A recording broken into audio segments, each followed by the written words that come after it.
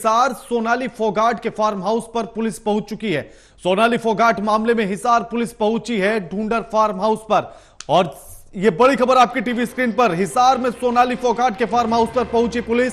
सोनाली फोगाट मामले में Hisar police ढूंढर farm house पर पहुंच चुकी है। परिवार में हिसार सदर थाने में मामला दर्ज करवाया था। डीवीआर और लैपटॉप चोरी के मामले को लेकर सोनाली के परिवार ने आज हिसार के एसपी से मुलाकात की थी। हिसार पुलिस डीवीआर और लैपटॉप की चोरी मामले में तफ्तीश करने में जुटी है और उसी के क्रम में यह पहुंची है पुलिस। वहां जांच कर रही है कि आखिर इस मामले में क्या कुछ सबूत वहां से हाथ लग सकते हैं, क्या कुछ चीजें वहां से हाथ लग सकती हैं ताकि इस मामले की कड़ी से कड़ी को जोड़ा जा सके।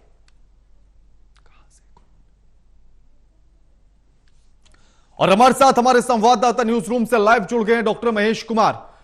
डॉक्टर महेश, जिस तरह से आज पुलिस पहुंची है वो भी तब जब परिवार जाकर एसपी से मुलाकात करता है, जबकि मामले की शिकायत पहले से दर्ज करा रखी थी।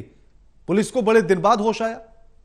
देखिए, सोनाली फोगाट के मामले को लेकर साफ तौर से ये बात तक कही जा सकती है कि ना सिर्फ गोवा पुलिस बल्कि हरियाणा पुलिस भी यहाँ पूरी तरह सुस्ती के मूड में नजर आ रही थी। शुरुआत में जब पीएस सुधीर सांगवान की तरफ से बात कही गई कि हार्ट अटैक की वजह से सोनाली फोगाट की मौत हुई है, पहले 3 दिन का जिक्र मैं करना चाहूंगा। इस घटना के बाद पहले 3 दिनों तक पुलिस भी ये मानकर चल रही थी, गोवा पुलिस भी ये मानकर चल रही थी कि परिवार के लोग झूठा आरोप लगा रहे हैं, हार्ट अटैक की वजह से सोनाली फोगाट की मौत हुई है। लेकिन जब पोस्टमार्टम रिपोर्ट सामने आई, जब डॉक्टरों के पैनल की तरफ से यह कहा गया कि उसके शरीर पर चोट के भी निशान है, ब्लंट चोट के निशान है, यानी धारदार हथियार नहीं लेकिन कुछ ऐसी चीज जरूर सोनाली फोगाट के शरीर पर लगी है जिसकी वजह से एक टकराव की स्थिति यहां पर पैदा हुई। अगर हार्ट अटैक से मौत हुई तो इस तरह की चोटें सोनाली फोगाट के शरीर पर नहीं लग सकती थी। अब इसके बाद गोवा पुलिस जागती हुई नजर आती है और उस मामले में कार्रवाई गोवा पुलिस की तरफ से देखने को मिली। परिवार की शिकायत के आधार पर धारा 302 भी लगाई गई। इसके अलावा आपराधिक साजिश रचने का मामला भी दर्ज किया गया। 376 यानी दुष्कर्म की धारा भी सोनाली फोगाट के भाई के बयान के आधार पर लगाई गई। सोनाली फोगाट के भाई साफ ये बात कर रहे थे कि सुधीर सांगवान जो पीए की हैसियत से सोनाली फोगाट के साथ था, उसने एक अश्लील वीडियो सोनाली फोगाट का बना लिया था, बलात्कार उसके साथ किया और ना सिर्फ एक दिन किया बल्कि 3 सालों तक लगातार सोनाली फोगाट का बलात्कार वो करता रहा। और इन सभी मामलों की सिलसिलेवार जांच के लिए गोवा पुलिस को परिवार की तरफ से लिखा गया। अब मैं जिक्र करता हूं हिसार का। हिसार के ढंढूर फार्म हाउस पर जहां रिजोर्ट सोनाली फोगाट ने तैयार किया था, इस रिजोर्ट से घटना के एक दिन बाद यानी जब सोनाली फोगाट की मौत का मामला सामने आता है और सुधीर सांगवान की तरफ से यह कहा गया कि हार्ट अटैक की वजह से सोनाली फोगाट की मौत हुई है, उस घटना के एक दिन बाद जो शख्स सुधीर सांगवान की तरफ से ही नौकरी पर रखा गया था, ढंढूर फार्म हाउस पर नौकरी पर रखा गया था और करीब 1 हफ्ते पहले ही ये जो नया शख्स है ये वहां पर नौकरी पर रखा गया था, जो डिजिटल गैजेट्स की देखभाल कर रहा था, यानी जो सीसीटीवी कैमरास हैं, लैपटॉप्स हैं, उनकी व्यवस्था देखने का काम इसी शख्स के जिम्मे था, जिसे करीब 1 हफ्ते पहले ही नौकरी पर रखा गया था। अब इस पूरे घटनाक्रम के बाद जब गोवा पुलिस के पास बड़ी ही आरामदारी से सोनाली फोगाट का मोबाइल इस्तेमाल कर रहा था सुधीर सांगवान, उसी वक्त इस शख्स के पास पहुंच जाता है कि तुम डीवीआर उतारो और अपने लैपटॉप के साथ जो तमाम साजो सामान वहां पर है मौजूद है उसके साथ गायब हो जाओ। अब इस मामले की सूचना सदर थाना हिसार में सोनाली फोगाट के परिवार के लोगों की तरफ से करीब 4 दिन पहले ही दी जा चुकी है। शिकायत दी गई सदर थाने में, लेकिन पुलिस सोती रही। अब 4 दिनों के बाद उन्हें याद तब आया है जब परिवार एक बार फिर से मुलाकात करने पहुंचा। सोनाली फोगाट का पूरा परिवार जब एसपी हिसार लोकेंद्र सिंह से मुलाकात करने पहुंचा और पूछा कि एक शख्स है जिसके नाम बता दिया गया है, जिसकी पहचान बता दी गई है, कहां का रहने वाला है वो बता दिया गया है, कोई क्रिमिनल रिकॉर्ड बहुत बड़ा उसका नहीं हो सकता है, कोई बहुत बड़ा ऐसा आपराधिक नाम नहीं है जिसे पहचानना मुश्किल हो। लेकिन 4 दिनों के बाद भी पुलिस के हाथ खाली थे और इसी वजह से परिवार ने एसपी से मुलाकात की। बिल्कुल डॉक्टर महेश, लेकिन इसमें अगर पूरे मामले को देखा जाए तो हर कोई संदिग्ध नजर आता है। जब मौत होती है तो हार्ट अटैक कह दिया जाता है। सोचेगा कि पुलिस को ये सारी चीजें ट्रेनिंग के दौर समय पर बताई जाती हैं कि हार्ट अटैक से मौत या फिर हत्या, कितना फर्क दोनों में होता है। जिस तरह से कल आप उनके जीजा से बातचीत कर रहे थे तो उन्होंने कहा कि उन्होंने जाकर पुलिस को बताया कि आपको ये हार्ट अटैक किस तरह से लग रहा है, ये तो मर्डर है। तब पुलिस को समझ में आता है कि अच्छा हो ये तो मर्डर था। तो ये इस तरह से एक तो गोवा पुलिस की संदिग्ध की जो पूरी भूमिका है वो संदिग्ध नजर आती है। फिर बीजेपी किसी भी तरह से एक्शन लेने के लिए तैयार नहीं होती, वहां बीजेपी की संदिग्धता नजर आती है। हिसार पुलिस में शिकायत दर्ज करा दी जाती है, लेकिन हिसार पुलिस 4 दिन बाद जागती है और वो भी तब जब एसपी से जाकर मुलाकात करता है परिवार। उसी के बाद डीजीपी का बयान आता है कि हम तो गोवा पुलिस के साथ लगातार संपर्क में हैं। उस दिन से क्यों नहीं थे, उस दिन से क्यों नहीं बयान आ रहा था। तो ये तमाम चीजें संदिग्ध नजर आती हैं इस मामले में। सिलसिलेवार खामियां यहां पर देखने को मिल रही है। और जिक्र मैं करना चाहूंगा एक ऐसा शख्स जिसे 7 दिन पहले नौकरी पर रखा गया था, जिसका नाम बता दिया गया, जिसकी पहचान बता दी गई। हिसार पुलिस के लिए कितना मुश्किल था, 10-12 घंटे अधिकतम ये समय हो सकता था जब उस शख्स को ढूंढ कर हिसार पुलिस सामने ला खड़ा करती और डीवीआर लैपटॉप की जो बरामदगी है वो दिखा दी जाती। लेकिन इतने दिन बीत जाने के बाद भी जब परिवार एसपी से मुलाकात कर रहा है तो एक छोटे से सामान यानी लैपटॉप और डीवीआर की तलाश में हिसार पुलिस अब तक बनी हुई है। मामले की संजीदगी से जांच करने के बाद डीजीपी तक कह रहे हैं, पीके अग्रवाल की तरफ से ये बात कही गई कि सदर थाना में ये केस दर्ज किया गया था और पुलिस अब भी उस पूरे मामले की जांच कर रही है। अब यही सबसे बड़ा पॉइंट है जो परिवार लगातार सामने रख रहा है कि आप सिर्फ सुधीर सांगवान और सुखविंदर सांगवान को आरोपी मत मानिए, इसके पीछे कोई बहुत बड़ा नाम है जिसे छिपाए जाने की कोशिश लगातार की जा रही है। अब हरियाणा की पुलिस, हरियाणा के मुख्यमंत्री की तरफ से पैरवी कर दी गई। गोवा के मुख्यमंत्री से प्रमोद सावंत से बातचीत हरियाणा के सीएम मनोहर लाल ने की और उस बातचीत के बाद प्रमोद सावंत का बयान भी हमने सुना, जिसमें प्रमोद सावंत ये कह रहे थे कि गोवा पुलिस अच्छी इन्वेस्टिगेशन कर रही है, लेकिन बावजूद अगर परिवार चाहता है कि सीबीआई को यह मामला दे दिया जाए तो उन्हें किसी भी तरह की आपत्ति नहीं है,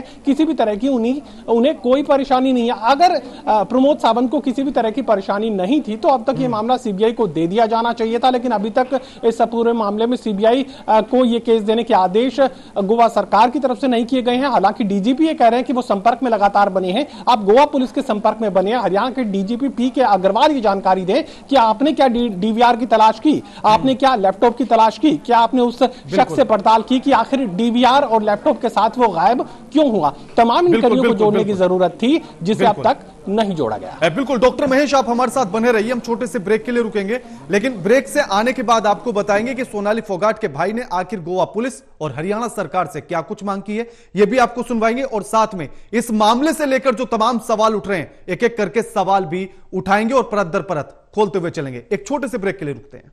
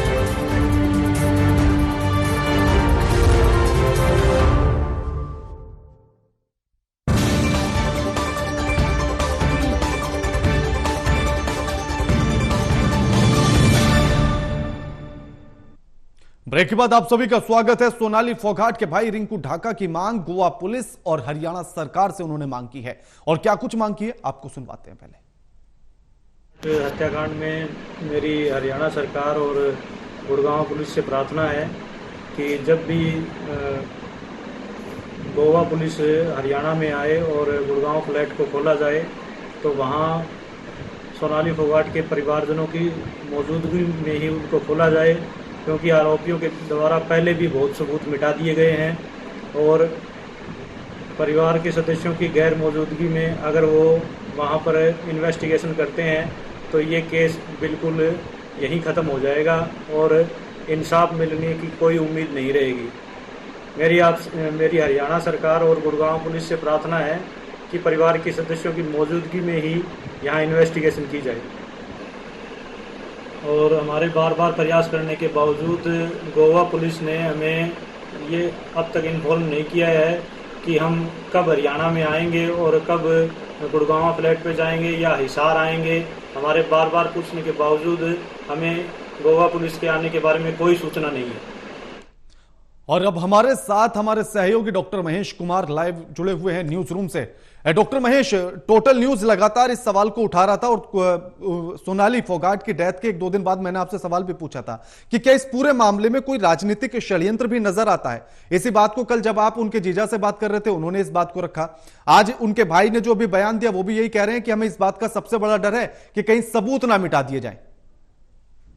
यकीनन तौर पर बात कही जा सकती है कि जिस तरीके से डीवीआर चोरी हुआ और 3 से 4 दिनों के बाद भी ना तो डीवीआर की तलाश की गई, ना ही उस शख्स की तलाश की गई जो नौकरी पर रखा गया था और डीवीआर और लैपटॉप के साथ गायब हुआ। छोटा सा काम था, लेकिन हिसार पुलिस की तरफ से अब तक नहीं किया गया। अब गोवा पुलिस का जिक्र करते हैं तो तमाम दर्शकों को जानकारी मैं ये दे दूं कि गोवा के डीजीपी ने सोनाली फोगाट के परिवार से भी बातचीत की है। अहम जानकारी मैं दे रहा हूं, डीजीपी गोवा ने सोनाली फोगाट के परिवार से मुलाकात की है और उनसे अपील ये की है कि आप ये बयान दीजिए कि गोवा पुलिस अच्छी इन्वेस्टिगेशन कर रही है और हमें किसी भी तरह की इन्वेस्टिगेशन में कोई डाउट नहीं है, सीबीआई जांच की हमें कोई जरूरत नहीं है। इस तरह के बयान परिवार के लोगों की तरफ से दिए जाएं, ये यहां पर उम्मीद जाहिर की गई थी गोवा के डीजीपी की तरफ से। पीड़ित परिवार के सदस्यों से मुलाकात फोन के जरिए डीजीपी गोवा की तरफ से की गई और कहा यह गया कि आप तारीफ कीजिए, अपने बयानों में तारीफ कीजिए कि गोवा पुलिस अच्छी इन्वेस्टिगेशन कर रही है। अब परिवार साफ तौर से बात कह रहा है कि पहले भी सबूतों को मिटाया गया है, 3 से 4 दिनों का वक्त तो गोवा पुलिस को यह समझाने में लग गया कि ये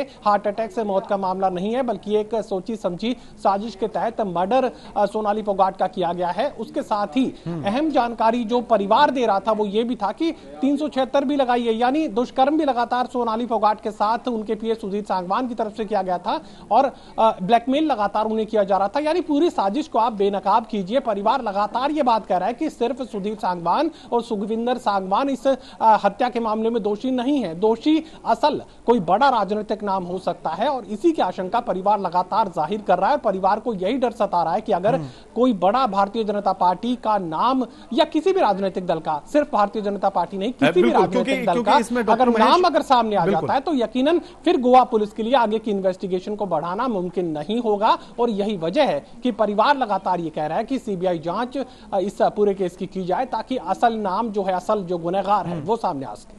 बिल्कुल, क्योंकि अब इसमें एक अहम सवाल यह भी उठता है कि अगर गोवा पुलिस परिवार से आकर बातचीत करती है और वो ये कहती है कि अपने बयानों में आप गोवा पुलिस की तारीफ कीजिए और इस जांच को सिर्फ हमें ही करने दीजिए, आखिर सीबीआई तक ये जांच क्यों देने से डर रही है गोवा पुलिस? देखिए, बिल्कुल अहम सवाल है, ना सिर्फ गोवा पुलिस के लिए बल्कि डीजीपी का यह कहना कि आप हमारी इन्वेस्टिगेशन की तारीफ कीजिए, आपको संतुष्टि यहां पर जाहिर करनी है हमारी इन्वेस्टिगेशन को लेकर। लेकिन परिवार साफ ये कह रहा है कि ठीक है, सुखविंदर सांगवान तक भी ठीक है, सुधीर सांगवान तक भी ठीक है, लेकिन अगर इसके पीछे कोई और बड़ा नाम शामिल हुआ इन्वेस्टिगेशन के दौरान, अगर इस केस की तफ्तीश के दौरान अगर राजनीति से जुड़ा कोई बड़ा चेहरा अगर सामने आए तो गोवा पुलिस फिर आगे की इन्वेस्टिगेशन गोवा पुलिस के लिए मुमकिन नहीं हो पाएगी। और यही आशंका परिवार लगातार जाहिर कर रहा है। बिल्कुल, ये तो इन बयानों से भी अंदेशा लगाया जा सकता है क्यों डॉक्टर महेश, ये तो जिस तरह के बयान अब गोवा पुलिस की तरफ से आ रहे हैं, गोवा पुलिस जिस तरह से बात परिवार से कर रहा है, तो ये तो वैसे भी नजर आता है, एक संदेह पैदा करते हैं ये कि आखिर क्यों गोवा पुलिस इस तरह की बातें कर रही है, क्यों गोवा पुलिस नहीं जाने देती कि ये जांच सीबीआई करे, यानी कि पीछे कोई ना कोई है जो पर्दे के भी पीछे है। कम से कम मैं गोवा पुलिस को इस मामले में अभी दोषी नहीं ठहराना चाहता। गोवा पुलिस हो सकता है कि अपनी ब्रांडिंग के लिए देश भर में गोवा पुलिस का नाम हो, उनकी इन्वेस्टिगेशन की तारीफ हो सकता है कि उस मकसद से गोवा के डीजीपी खुद इस केस को इन्वेस्टिगेट करने की कोशिश कर रहे हैं और किसी नतीजे तक पहुंचाने की कोशिश कर रहे हूं। मैं इस हाल में अभी मौजूदा स्थिति में यह नहीं कहना चाहता कि गोवा की पुलिस किसी को बचाना चाहती है या गोवा के डीजीपी किसी बड़े सियासी चेहरे को बचाना चाहते हैं।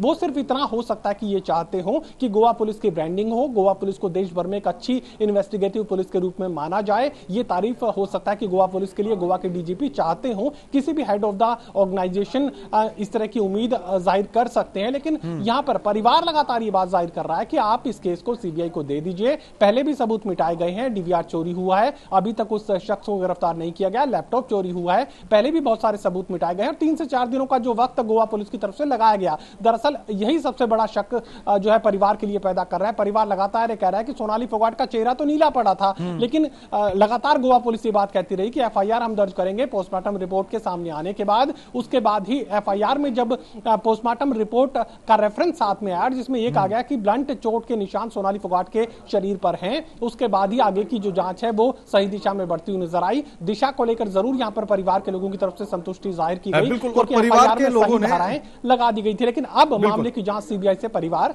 चाहता है। बिल्कुल, कल उनकी बहन ने एक और बड़ी अहम बात कही थी। उन्होंने कही थी कि आदमपुर का उपचुनाव होने वाला है और उससे ठीक पहले उसकी मौत हो जाना या उसकी हत्या कर देना यह सबसे बड़ा संदेह पैदा करता है कि इसके पीछे कोई राजनीतिक चेहरा भी हो सकता है, सफेद पोश भी हो सकते हैं।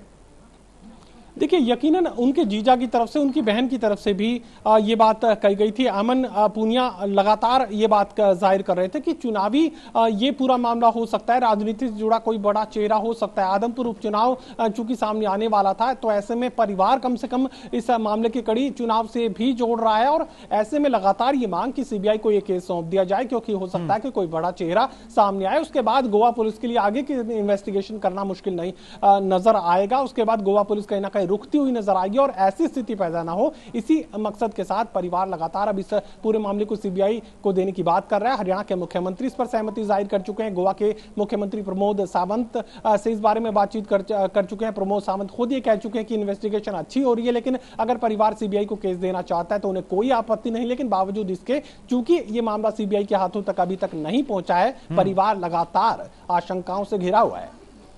बिल्कुल, उनके जीजा का यह भी कहना है कि हम 1-2 दिन तो इंतजार करेंगे, लेकिन उसके बाद फिर हम केंद्र तक जाकर दरवाजा खटखटाएंगे कि इस मामले की जांच सीबीआई से होनी चाहिए।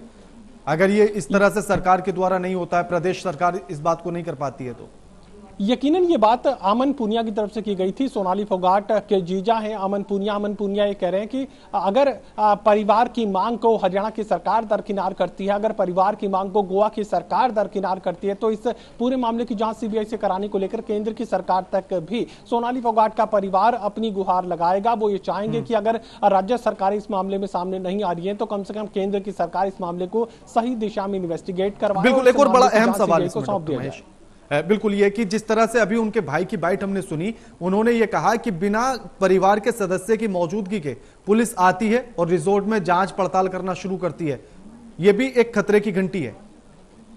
देखिए, रिजॉर्ट में किसी तरह की जांच पड़ताल नहीं की जा रही थी। फिलहाल चूंकि एसपी लोकेंद्र सिंह से मुलाकात परिवार के लोगों की तरफ से की गई थी, सदर थाना में ये जो शिकायत है वो दर्ज की गई थी। ढंढूर चूंकि सदर थाना क्षेत्र के अंतर्गत आता है, तो सदर थाने में ही ये शिकायत दर्ज करवाई गई थी। 4 दिनों का वक्त बीत चुका है, लेकिन ना तो उस शख्स की पहचान पुलिस कर पाई, ना ही उसे पकड़ पाई, और ना ही डीवीआर और जो सीसीटीवी फुटेज था, जो लैपटॉप था, उसे बरामद पुलिस कर पाई। तो यकीनन यहाँ पर परिवार का शक गहराता जा रहा है। और परिवार, मैं जिक्र यहां पर करना चाहूंगा यशोधरा का, सोनाली फोगाट की जो बेटी है, पहले 3 से 4 दिनों तक भारतीय जनता पार्टी के किसी नेता के पहुंचने का इंतजार पूरे परिवार को था।